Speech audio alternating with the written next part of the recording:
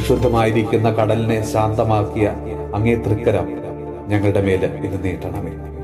ശാന്തമാകുക, ഞാൻ ദൈവമാണെന്ന് അറിയുക എന്ന് സങ്കീർത്തനം 46:10 ഞങ്ങളോട് അരുൾ ചെയ്ത ഈശോയെ, ഞങ്ങളുടെ മനസ്സിനെ അലട്ടുന്ന എല്ലാ പ്രശ്നങ്ങളിൽ നിന്ന്, പ്രതിസന്ധികളിൽ നിന്ന്, രോഗദുരിതങ്ങളിൽ നിന്ന് ഞങ്ങളുടെ മനസ്സിനെ അവിടുന്ന് ശാന്തമാക്കണമേ. കർത്താവെ, ജീവിതത്തില് പലതരത്തിലുള്ള ഭയം നിമിത്തം വേദനിക്കുന്ന ഒരു മക്കളെയും അവിടുന്ന് അനുഗ്രഹിക്കണമേ.